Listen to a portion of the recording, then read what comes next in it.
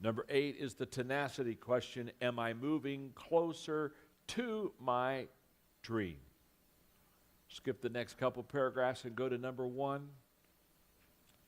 To move closer to your dream, recognize that quitting is more about, oh, this is huge. Are you ready? I'm going to read it again. I'm setting you up. To move closer to your dream, recognize that quitting is more about who you are than where you are. Wow. People say, well, I quit because I hadn't achieved much, or I was so far from the top. No. When you quit, it's not about where you are, it's about who you are. And can I tell you something? When you go to your next job or you go to your next dream thing, whatever that happens to be, can I tell you something about you? You'll quit there too. It's about who you are.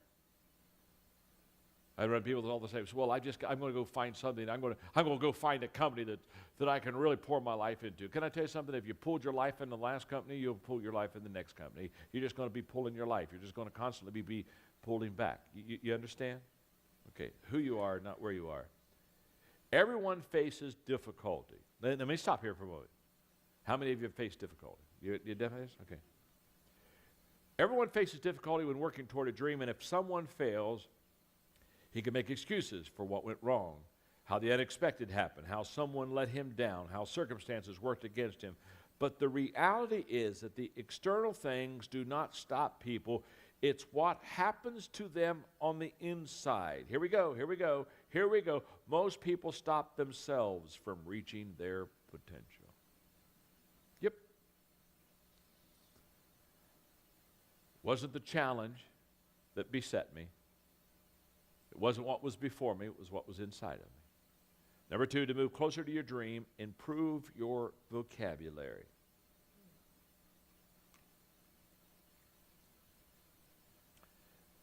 In pursuit of my dream, one time I was having a discouraging period, and I was thinking seriously of quitting.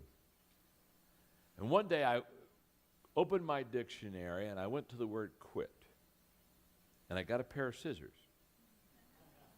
And I cut it out. And from that moment on, I said, quit is not in my dictionary. Maybe in yours, maybe in your life, but it's not in mine. What was I doing? I was changing my vocabulary. I was moving away from things I should not say to things I should say. And notice the difference in these phrases, and I'm not going to go too many of them because, my goodness, there's a bunch of them. The can't person who says we've never done it before versus the can-do person. We have an opportunity to be first. We don't have the resources versus necessity fuels invention. There's not enough time versus we'll change how we work. We've already tried that versus we've learned from the experience. It's a waste of time versus think of the possibilities.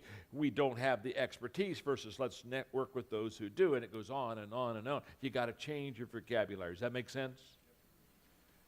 Number 3, to move closer to your dream, recognize that waiting for everything to be right is wrong. Wow. I wish I'd have heard that when I was younger. I wish that I had heard somebody, I wish somebody walked in my life and said, John, let me tell you something about your dream. If you're going to wait for everything to be right before you take off, you'll never take off. Because waiting for everything to be right is wrong, because nothing will ever be completely right before you start. Are you with me? Back to Jack Canfield's book, I love this. He said, it's time to quit waiting for perfection, inspiration, permission, reassurance, someone to change, the right person to come along, the kids to leave home, the more favorable horoscope, a new administration to take over, an absence of risk, someone to discover you, a clear set of instructions, more self-confidence, the pain to go away, add others on your list. You got it, don't you? Number 4, to move closer to your dream, change your thinking. As you know, I teach that the greatest gap between successful and unsuccessful people is how they think. This goes a little bit to changing your vocabulary, change your thinking. John Wooden said things turn out best for people who make the best the way things turn out. Number 5, to move closer to your dream, recognize the resources for your dream. Stop the moment that you do. Okay, got to teach here. I've got to teach here. Just look at me for a moment. I know it's hard, but do your best, okay? Rest your hand just for a second, then we'll get back into taking notes. Okay.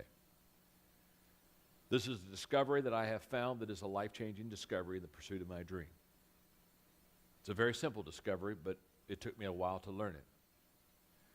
The discovery is this simple, that as long as I am moving toward my dream and I am pursuing my dream, as I go each step, God will give me the resources I need to make that dream a reality.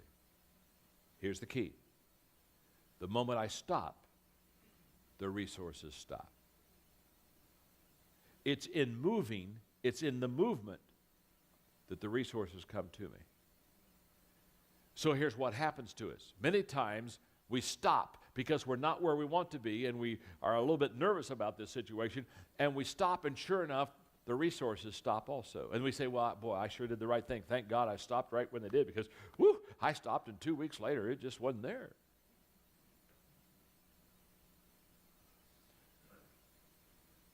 "13 years ago, I started an organization which is the absolute passion of my life called Equip. We train over 100 leaders, and we've trained over 3 million leaders in over 100 countries. Our teaching material now is in 49 languages. We're now teaching and training 1 million leaders a year. It has become an amazing movement. Recently, I was with 300 major donors with my organization out in Pebble Beach. We every year have a Pebble Beach event, and people come and literally commit hundreds of thousands of dollars to this wonderful cause.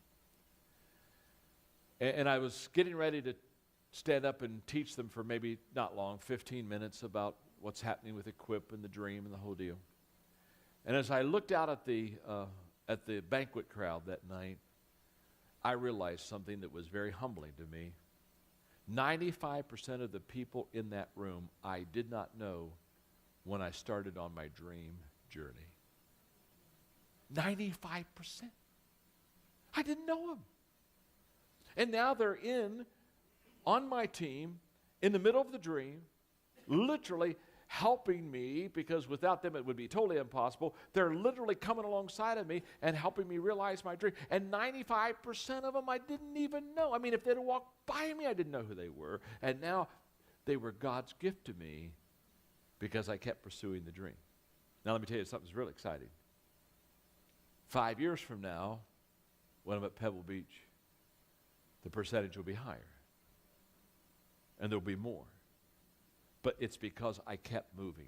When you stop moving, the resources stop within your life. Number 5. I did 5. It's just so good I wanted to do it again. It's because I'm a mental retard, that's why.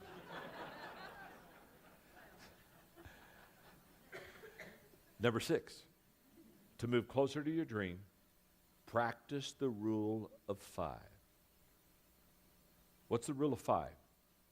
Scholastico said, if you would go every day to a very large tree and take 5 swings at it with a very sharp axe, eventually, no matter how large the tree, it would have to come down.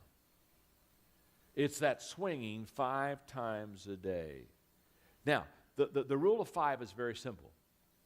Every day, do 5 things that help you get closer to your dream. Every day.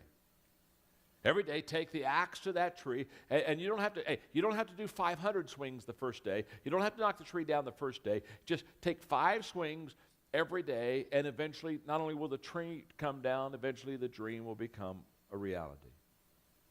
That's why every day I read, file, think, write, and ask questions.